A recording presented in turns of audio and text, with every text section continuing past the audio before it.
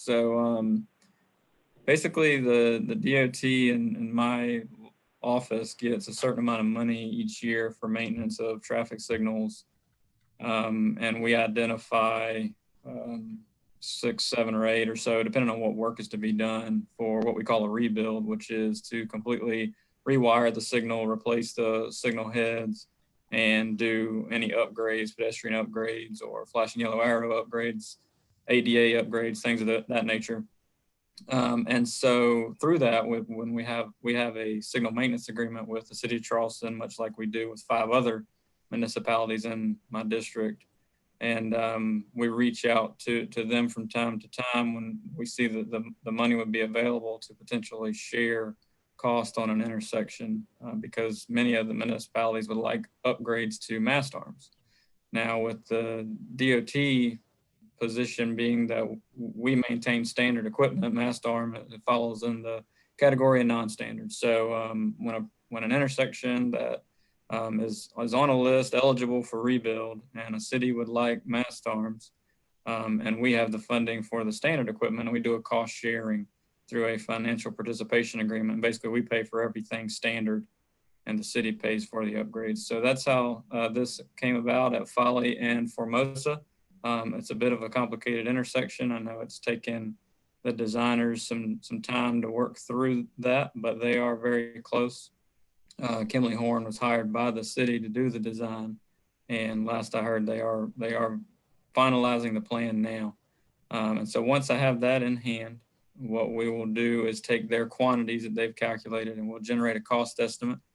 We'll separate out the cost of the standard equipment from the non-standard mast arm equipment, and we will generate through the legal office our financial participation agreement where it lists out those costs for each. And so that will, however the city of Charleston handles it, some it's handled at the city administrator level, some it goes before councils. Maybe this will come to this committee, I don't know, but the agreement for the city funding the non-standard amount.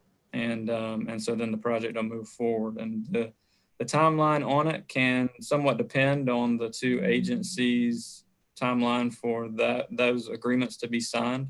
Because for us, it does have to be signed by upper management in Columbia. And like I said, for the municipalities, sometimes it does need to go before a council reading. But once that is initiated and we get it folded into a project, that generally moves pretty quickly. And so let's say that it takes 3 months for the agreements to be signed. It could be 3 or 4 months before it gets put into a letting, and then it goes through, of course, a bid process, and is able to move forward. So this has been done with other municipalities. The most recent one with the city of Charleston was down in the Avondale area. Down to 17 in Avondale.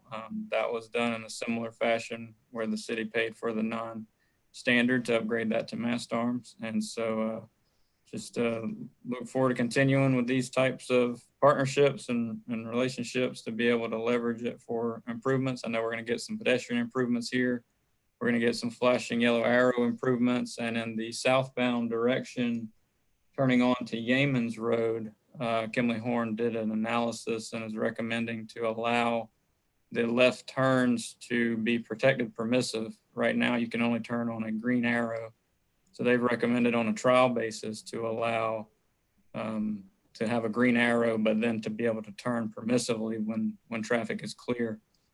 And there'll be a follow-up analysis after 90 days, and we definitely want to do it after a full year to see if there's any kind of crash patterns that are occurring to hopefully allow that to stay in place. Flashing yellow arrows are something that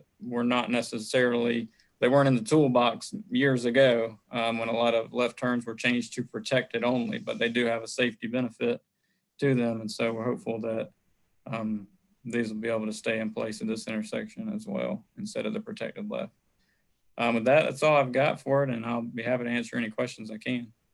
Any questions for Mr. Johnson? Sort of go around. Mayor, I see you up there. Councilmember Jackson, I see you up there with your hand up. Okay, how about it? Yeah, I just have, because I don't know if I've been on the committee since we did that. And thank you very much, Mr. Johnson, for being with us and for saying that, you know, that it's now the practice and I would hope the hope of your department that we continue to do these cost sharing things. So thank you. I'm just curious, is there sort of a, I know that, you know, detailed in terms of the costing is unique, but is there some sort of usually a percentage above standard that we end up paying for the upgrades, like an extra 50% or 20%, or what would you guess? Yeah, thanks. It varies based on the number of mast arms and foundations that are needed. And so this being a complex intersection where you actually have almost like two intersections combined into one, Yeah. the plan I'm seeing right now has 1, 2, 3, 4, 5, 6 foundations. And one of those is able to share to be a twin mast arm. So twin is going to be a little bit more expensive than a single, but this one is probably going to be fairly expensive. The percentage, generally, I see it come out to around 50-50, again, depending on the number of arms. I think this will probably be greater than 50% on the city based on the fact that there are 6 separate foundations. And to give kind of an idea, we had one that was a couple years ago in North Charleston, and it had 6 single arms, and some of them were short. And I want to think that estimate for their portion of the expense came out to around 125,000. So it is a fairly expensive. The good news is that mast arms are long lasting, protect the equipment really well. And they have the benefits. Some would say that in, you know, like Florida basically only uses mast arms now because of the benefits and the wind with hurricane season and such. But yeah, fairly pricey, but in the long run, probably worth it. And just again, because, you know, we're in a cost savings era, unfortunately for all of us, would an upgrade or what did you call it? The rebuilding, would the rebuilding make sense if we weren't doing the mast arm upgrade at the same time? I mean, do we need to rebuild this intersection signalization no matter what, Mr. Benjamin? Based on the feedback from the city, yes. I mean, the way that these kind of get elevated to the top of the list for rebuild, and we only have so many we can do each year, is based on the increasing burden of maintenance. And so at some point, because over time, as things kind of, the hanging mechanisms of signal heads and their brackets and all that, wire begins to rub and wear out. And so you end up where at some point, the time that you spend and the money that you spend on the maintenance, it's due for a rebuild. And our goal as a state that we most certainly don't meet is to rebuild signals every 15 years, to completely rewire them every 15 years. I'm sure this one's going much longer than that, as most of ours have, both state maintained and others in other cities as well. So yes, it was elevated to the top of the list because of that. And so then it became just a decision on the city of whether or not to proceed with this one being a mast arm upgrade. Mr. Chair. Thank you very much. I appreciate the chance to learn more. Here, is that Mr. Benjamin? Yes, sir. Yes, sir. I just want to color one. I mean, this is fruit from the coordination that we've been working with SCDOT on, and so just grateful for that. This is an intersection that's been in question for some years, even before my time. And so from the community standpoint, the ask has been for rebuilding this intersection. The ask has been for mast arms, and very specifically being able to have that flashing yellow option into the community. And so been trying to check all of those particular boxes. And yes, you know, because we have particular standards in the city as to our preferences, you know, whether that's reflective ladder crosswalks, whether that's mast arms and otherwise, and thankfully DOT permits it. It's just with the understanding that that's outside of their usual cost aspect. And so if this was solely funded through SCDOT means, and by their standardization, the cost on the city side wouldn't not be as great at all. The other thing that is we've been looking at on our side is we get our signal maintenance agreement dollars from SCDOT to operate and maintain the signals and have opportunities to be able to use dollars in specific ways. And so a lot of that cost sharing are things that we're looking to be able to cover and what we already have allocated for us. Now, granted, we did make the request in our budgetary request last year to cover for that aspect, but this is something that we feel like we'll be able to fix and change. So this is something that we don't think will be coming up until the tail end of the year in terms of letting and bidding as well into next year. So but because there's been so much progression on the engineering side to get this right, we felt like we just wanted to make sure that there was an update, that there's improvements coming to this area, and that we're continuing to coordinate with SCDOT on that. Great. Any other questions for Mr. Johnson while we've got him on? Mayor Tecklenburg, yes, sir. I just wanted to say hi to Josh and thank him for this partnership and all the other things we're working on. Thank you, Josh. Thank Mr. you. Mayor. Josh, I've got a really quick question for you. We've got you, if you don't mind. You said something that caught my ear and my eye, is on those protective permissive left turn flashing yellow signs that there's a safety factor to them. Does your numbers bear out the fact that it's safer to have that flashing yellow as opposed to just a green, red left turn signal? So my reference to it being safer is in comparison to the old style 5-section head. Some call it a doghouse style, Right. where you have a red and you have to share those. Your left turn arrow is on the left side while the through has the green balls on the right. And so based on the national studies, the flashing yellow arrow is safer in comparison to that because you're able to provide that left turner their own signal head. Undoubtedly, if you did a national or a statewide study on protected permissive versus protected only, you're going to find that protected only is safer. But at the same time, it's a much bigger increase in delay. There's time periods of the day where folks are just plain going to run it because there's no traffic. Right. So it's as with anything in traffic engineering, there's that balance. And so that's why in this case, when we're actually going from protected only to flashing yellow arrow, we require first off that engineering study up front to show that, to recommend it, and then a follow-up to make sure that recommendation kind of pans out in the data, that crashes don't all of a sudden spike because of it, in which case we would at that point need to make a decision of whether to revert back to the protected only. Okay. All right. Got it. I misunderstood you. Thank you for that clarification.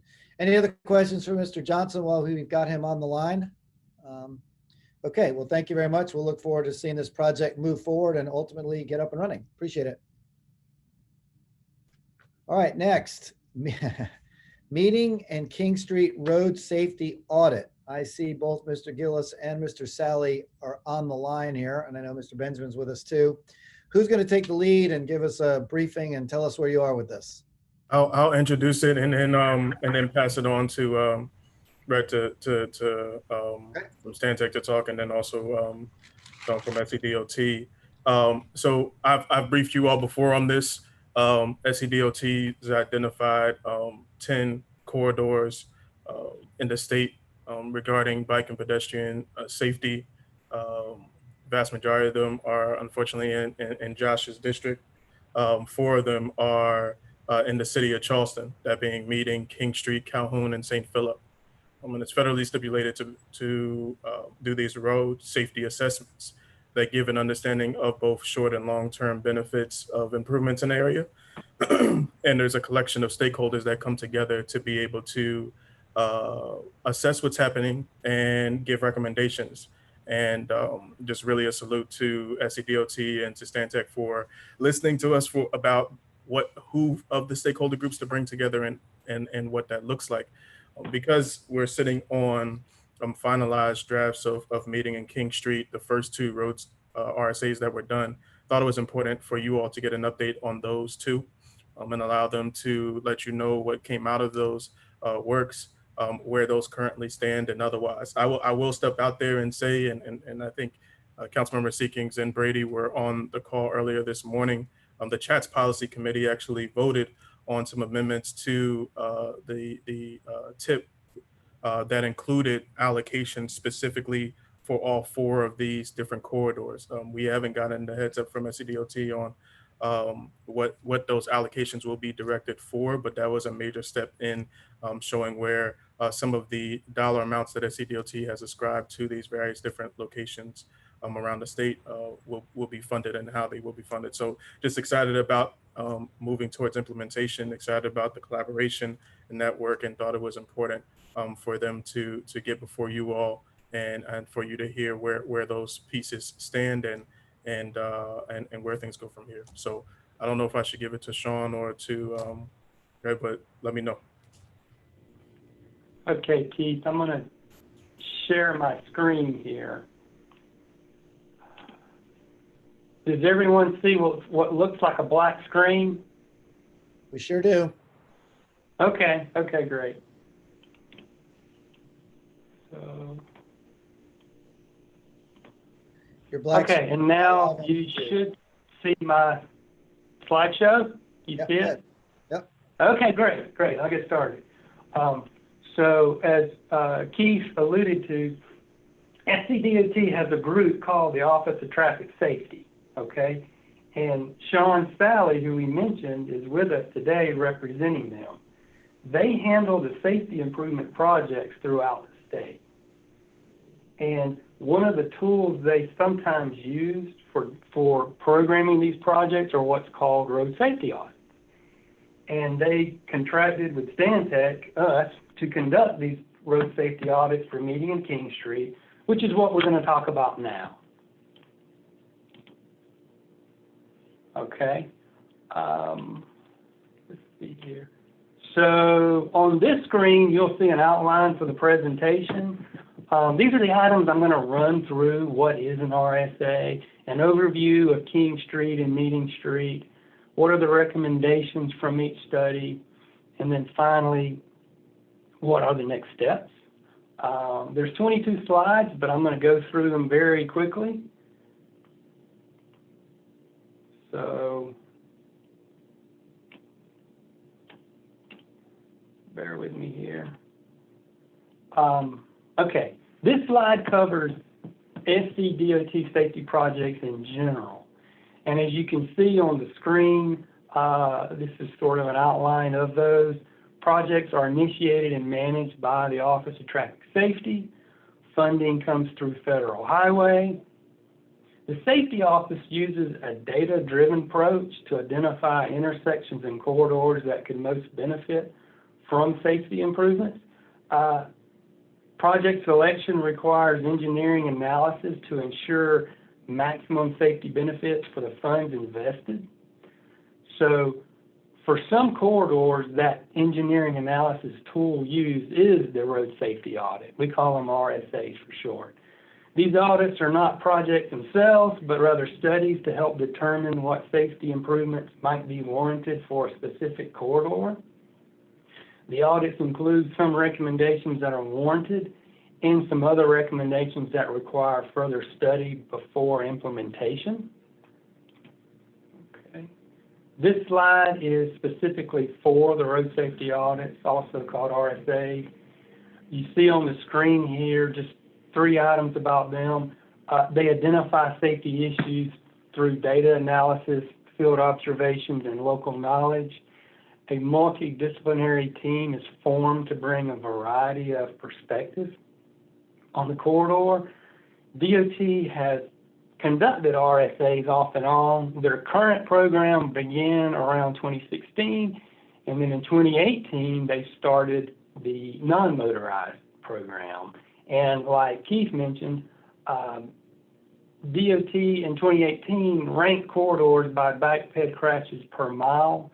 The top 10 corridors were assigned for RSAs, and Meeting and King were 2 of those top 10.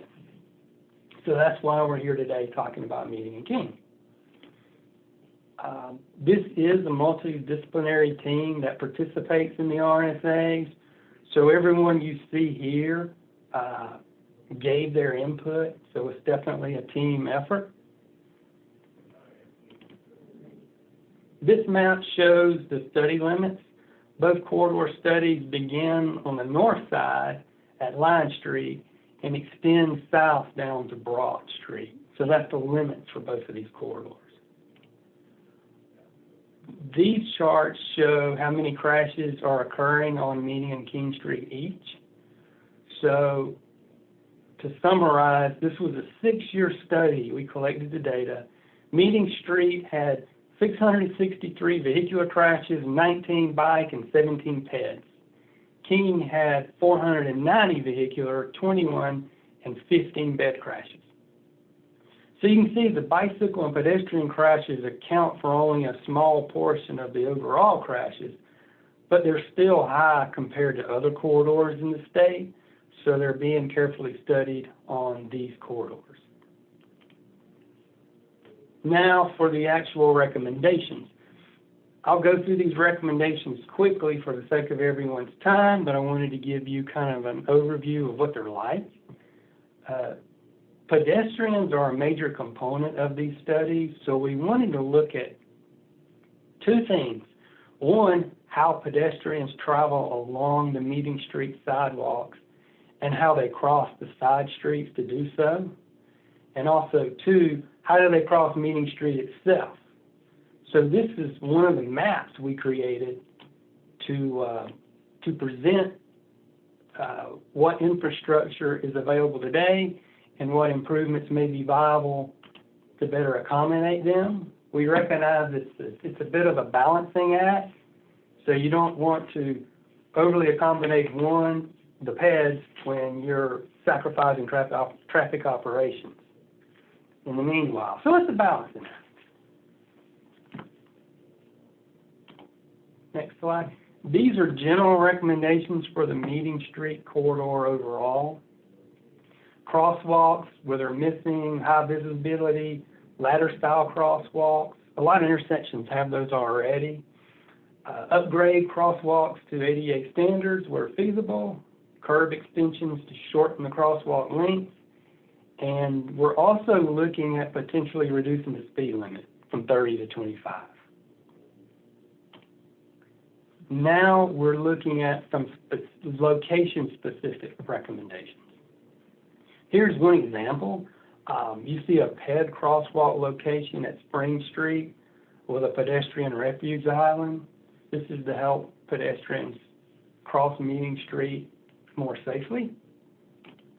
And here's one where you see an existing crosswalk near Charlotte Street. And if you don't remember, you see it shown here in the photo, it has those flashing beacons that flash constantly. And they're intended to get the driver's attention, but there's a tendency to be used to them to the point where they sort of become background noise for the drivers. So the proposed solution is replace them with what's called rectangular rapid flashing beacons, as shown on the left. They work better for two reasons. One, they're pad activated, so they only flash when the pedestrian presses a button to cross. And two, they have an irregular flash sequence, so it's more noticeable for the drivers. So the drivers notice it when you want them to, basically.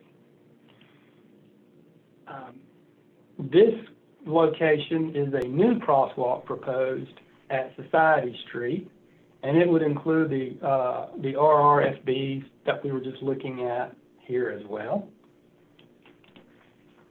We also looked at upgrades to signing and pavement markings to improve traffic flow. This is one example where we give drivers better guidance on their need to shift lanes to continue straight. As you see here, it's a pavement marking improvement, basically. And then next, we look at the traffic signal recommendation.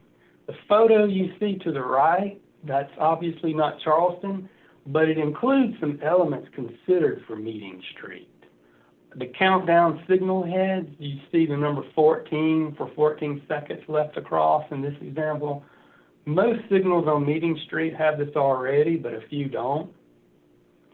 You'll also notice that the pedestrians in this photo are free to cross in any direction while the vehicular signals are red.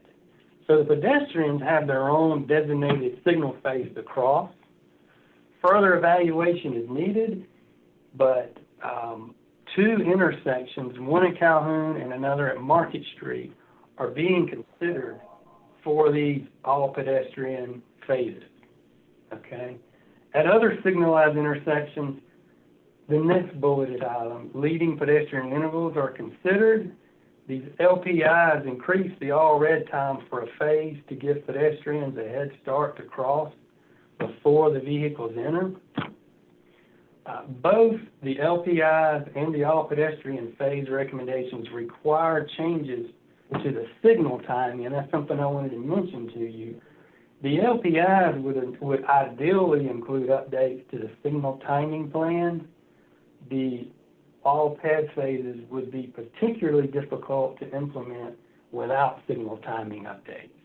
And with the peninsula being on a common system,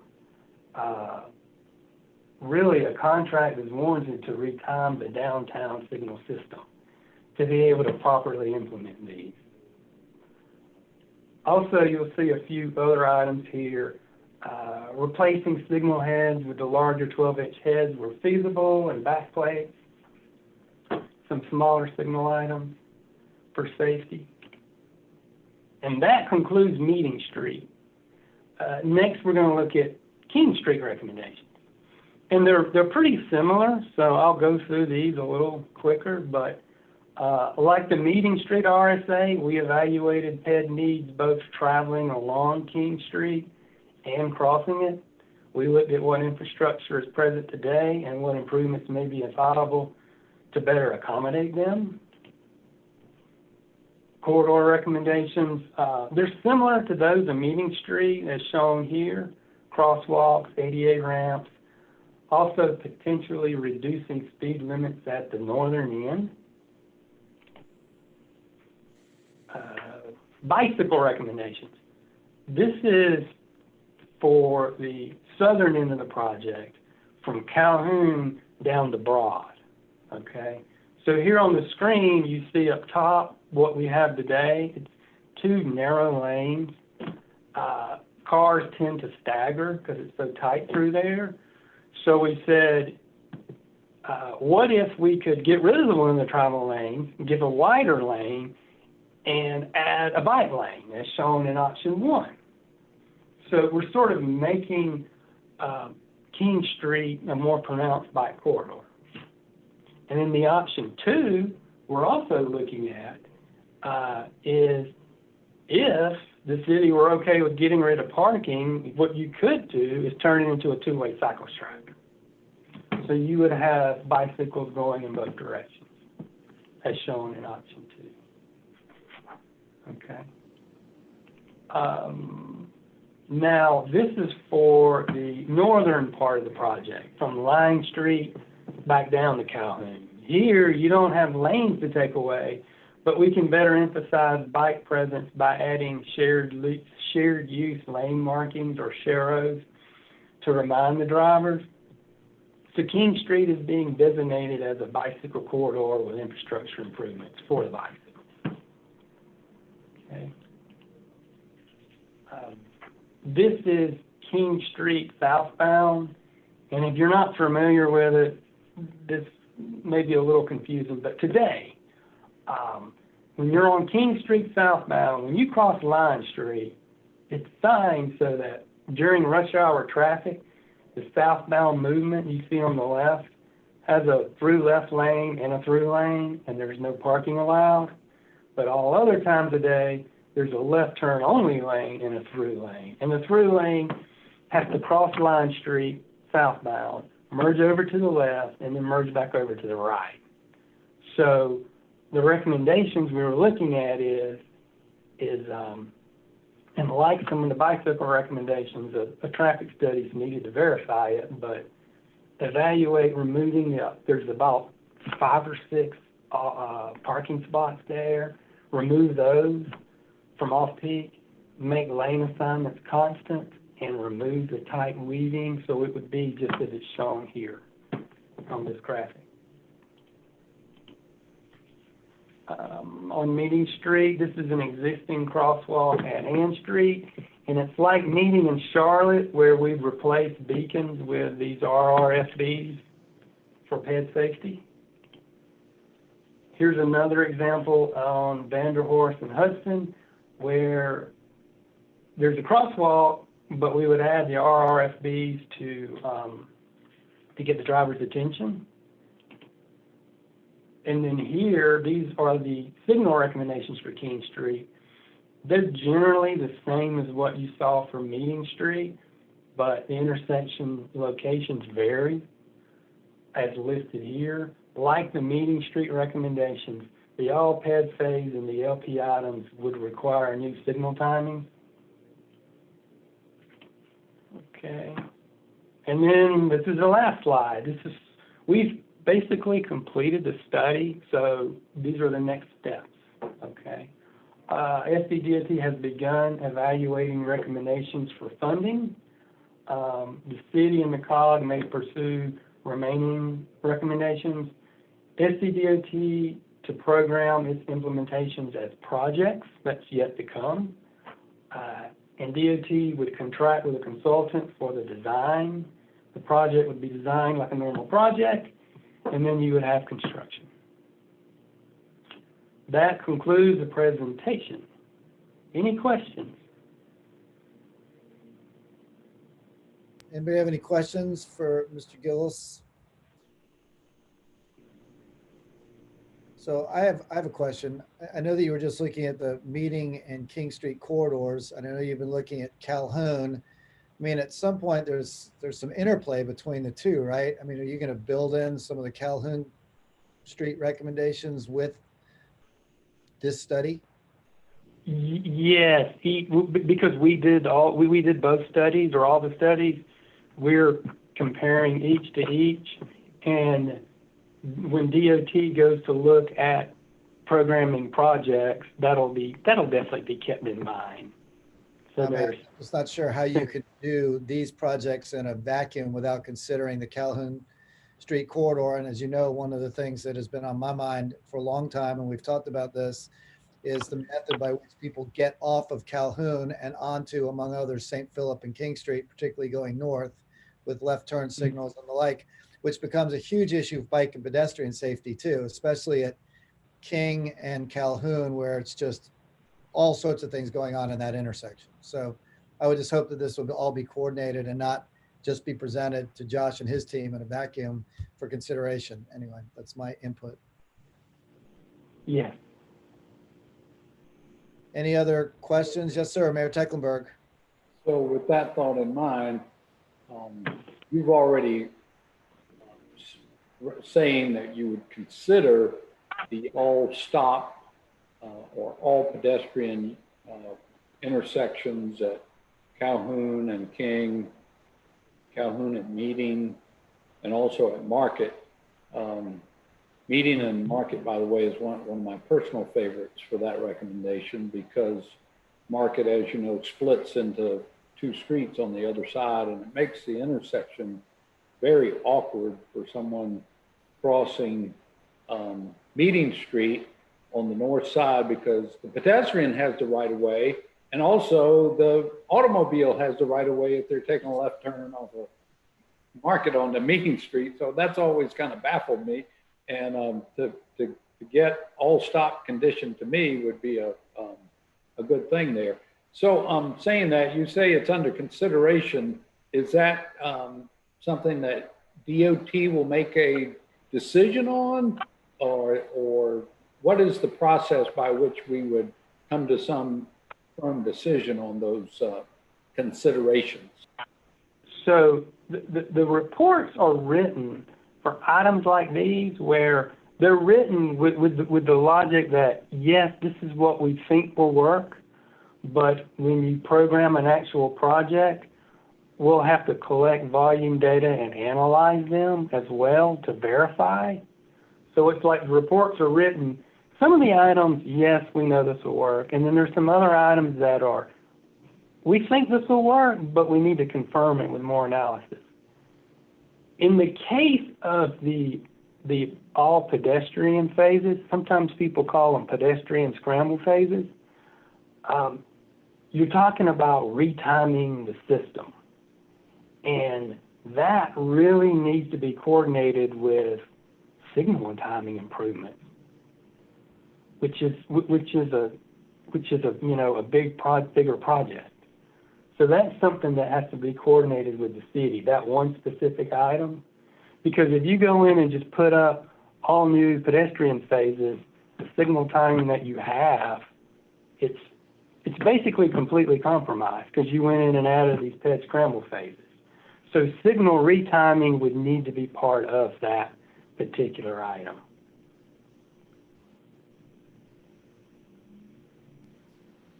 All right. Any other questions for Mr. Gillis on this? Can you, while we've see Josh still there, he should have got out while he could. Can you go back to the slide that you show right by the Dewberry and by Marion Square? Keep going back a little bit. Back a little bit more, please. Nope. It was at the beginning. It was closer to the beginning, then keep going. Yeah, on meeting. It's Meeting Street. Yeah, meeting.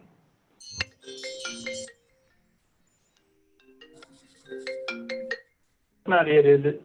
Nope, it's a shot down the street, right in front of the Dewberry. You can see the church first. That's it. There's your opening one. There you Bear go. with me. Hey, There's a Josh, lag. you remember, I think you were on the call, it was probably 2 or 3 TNT meetings ago, and the mayor, we were talking about on repaving and places where there's utilities and grates and drains and all that being a big, huge drop in a road. Here's a perfect example, right there by the Dewberry where the pedestrian cross signal is proposed. You see that sort of drainage area right there on the crosswalk? That is probably about a 6-inch drop right there. And that's a crosswalk between 2 hotels and by a park. And along that whole corridor, we see a whole bunch of that. That one's super dangerous because it diverts cars. When they hit it, they actually tend to go a little bit right because it's such a huge drop. So those are the kind of things I think, Mayor, you mentioned that not too long ago in one of our meetings, we probably need to look at and pay attention to. I did, believe it or not, just this morning, I asked Mr. Benjamin to follow up on that. And I think he shot off a communication to Josh and some of the others. So, well, there it is, Josh, in real time. That this wasn't recently repaved like the southern part of Meeting was, but it's a pretty good example of what you're talking about, Mayor. That's a huge drop right there. Anyway, just a point of reference, and now you've got follow-up. Thanks. I know that these, I know that the grates were also mentioned in the RSAs as well, both from that standpoint where vehicles might shy away from them, but also the direction of the grates not permitting bicycles to travel over them. So right. I know I know you're talking about even more short term than that from a maintenance perspective, but then also just on all these corridors downtown, I think it was mentioned in all of them for that corridor wide. I like this example because there's so many things. Cars hit it, it sends them off course a little bit. It's a big drop. The other thing is lots of foot traffic across here because you've got hotel, park, and all that. And when you're looking to see if a car's coming from your left and you step off that curb, it's a big drop. So you've got pedestrian safety issues, car safety issues. So just a good example. Thank you. Sure. Any other questions for Mr. Gillis on the King Street or the Meeting Street corridor studies and the specific recommendations? I just have a quick question. Timing on all this? This is going through a process. What is the timing? I will let Sean speak on time from DOT on the timing part. He can better explain than I can. Sean, you still there?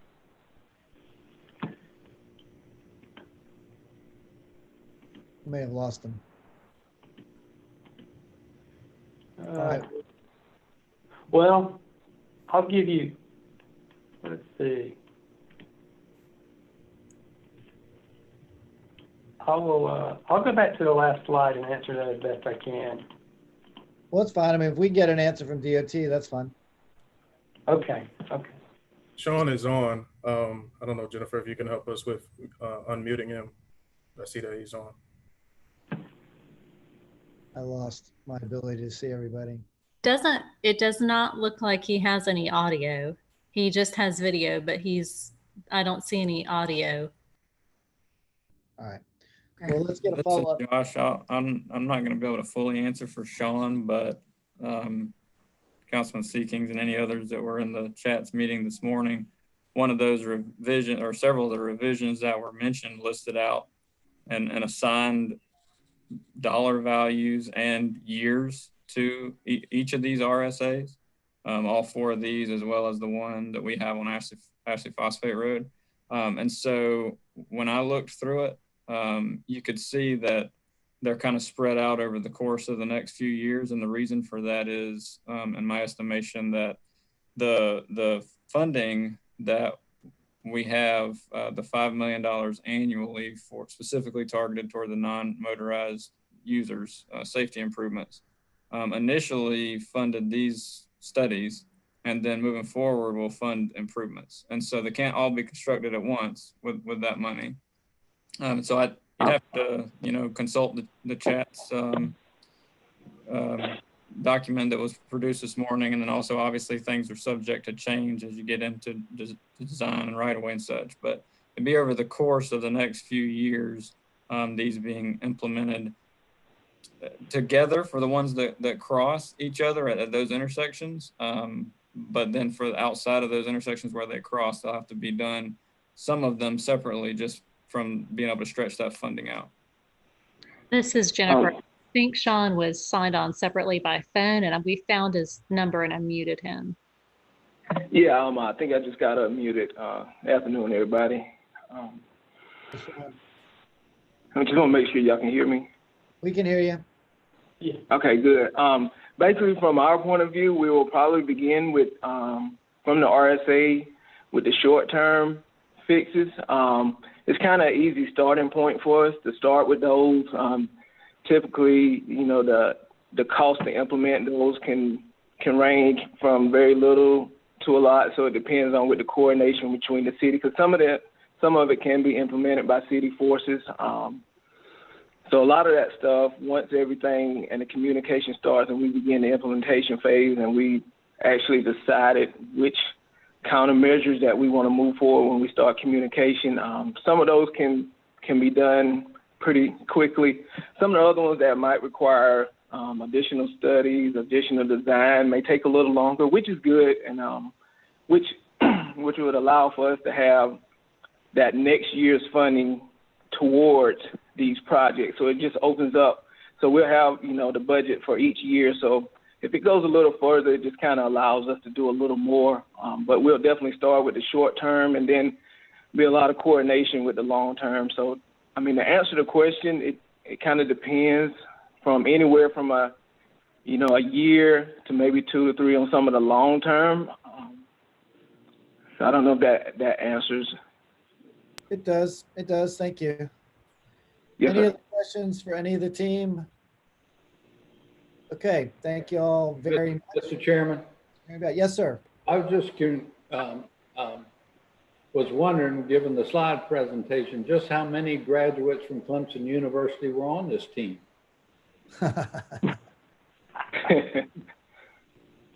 5, maybe 4. I don't know. Awesome. By the way, do you mind sharing the slide presentation with the committee? Sure. Yeah. That'd be great.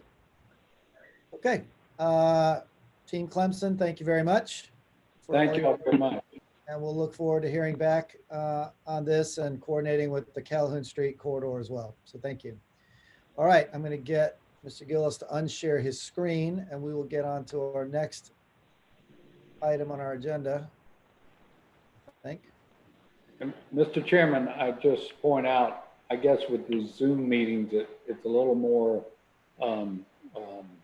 important for us to run on time. We do have a 2:45, another committee meeting getting ready to start. Got it. And I was one of the reasons we're behind schedule, so I apologize. Next on our agenda is a report from the Bicycle and Pedestrian Advisory Committee, which I and Mr. Moldenauer, who I see was on the line and still is, our co-chairs, Mr. Benjamin sort of runs the show over there. As you recall, Councilmember Brady had the great idea it was a great idea of sending the question of what to do about streets in the city of Charleston and any recommendations that might be about doing some adjustments, changes to the Bike Ped Committee. We did have a meeting last week. We did not come up with any recommendations. We did agree to meet again. And to the extent we have any recommendations, bring them to this TNT committee before our next city council meeting, the first meeting in June. So while we would have loved to have come up with something a little bit faster, it was a pretty big lift with a lot of people just getting in on it. I think there's a lot of good ideas. So I'm going to turn it over to Matt, see if he has anything to add, but I think the report is sit tight. We'll have a report in 2 weeks.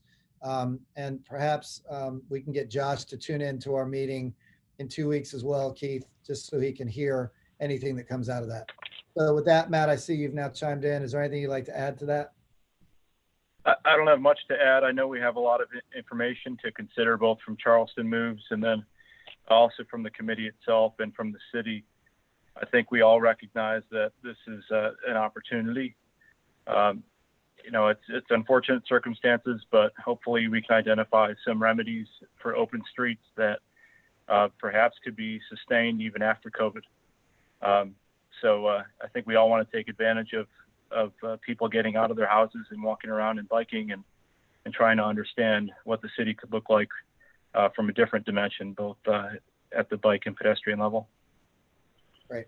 Okay, I see now Jackson has her hand up. Yes, I just wanted to thank the advisory committee for meeting so quickly after our suggestion. And I think what I remember, and to be honest, I didn't find it in the look at it that closely in the minutes, but I thought we were saying that, you know, we would be happy to entertain a more comprehensive set of ideas as late as July. So give yourself time to do something really good for us. I do feel like whatever we're going to put in motion on the basis of having learned more about our growing society's interest in, you know, being a bike ped friendly city, that what we do now should be able to stand the test of time, at least in some fashion.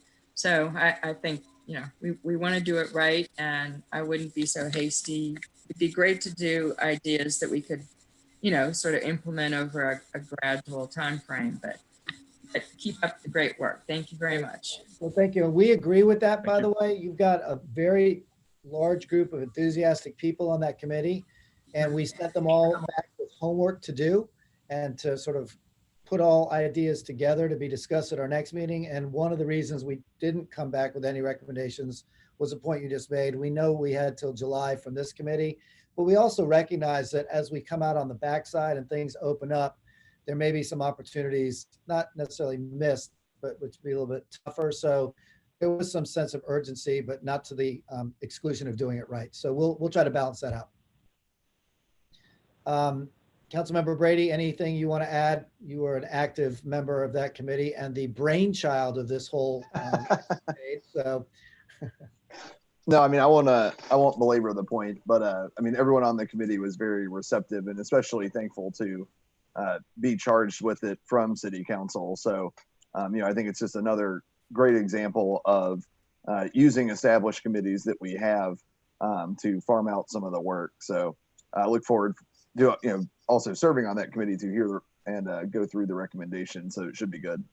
Right. And Mr. Benjamin gave a great presentation on the front end, sort of talking about the process by which we must go to make adjustments to our roads. It was fascinating. So more to come. I know we've got a very short period of time, by my count, 3 minutes before we got to get off this call. So Mr. Benjamin, unless there's any questions specifically on bike ped, I'm going to turn it over to you for a 3-minute director's report, and then I guess on to the next committee.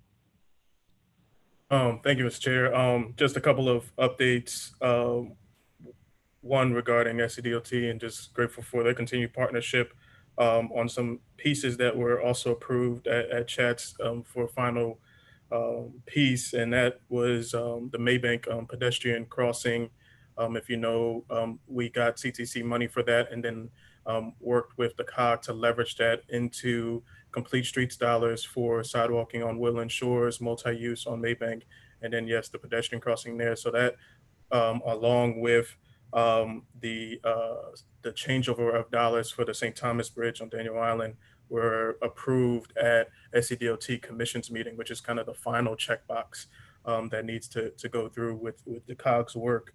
Also, completion of the initial work of Project 700 crosswalks, which is initiative we've coordinated with Josh and his team on for improving various different intersections around the city. I think there's at least about 20 different intersections that have had some level of improvements since we started that process. So just grateful for that opportunity and collaboration there. Charleston County, stay tuned. We're going to be getting updates on our awardings for the transportation sales tax pretty soon here. So definitely we'll send out that correspondence to you all of what projects we've submitted that have been selected for funding and let you know about that. Also, just two quick updates, one on Courtney and Calhoun. The county's team is still waiting for updates from SCDOT on some variances and some coordination there, but looking to still bid that out this year. And then my staff are meeting with their consultants on Maybank and River on tomorrow to move that project forward as well. Just some interesting numbers for you all. We've had a pedestrian counter out on Hampton Park since May 7th, and taking into consideration US DOT federal highways error count, which is about 22%. Some amazing numbers of usage out there. Taking into account that error, over 40,000 users have used it since May 7th in that corridor area with the expansion of the times for the area. So just a lot of usage there, and people obviously social distancing with that. So went through that really quick. I know we had some traffic calming updates. I'll just say that the bulk of it is that we've spent the vast majority of those dollars for traffic calming, both on maintenance and requests. Still welcome to take in those requests, but continue to tell your constituents that 75% sign off has to occur before we make any moves with any studies or otherwise. Okay. All right. I see, Mayor, we're about 30 seconds short of 2:45. So unless there's anything for the greater good, by acclamation, I'm going to declare this meeting to be adjourned, and we will meet before our next city council meeting. Mr. Benjamin, let's make sure we get on the agenda, please. Yes, sir. Okay. Thank you. Thank you all very much. See you in just Thanks, everybody.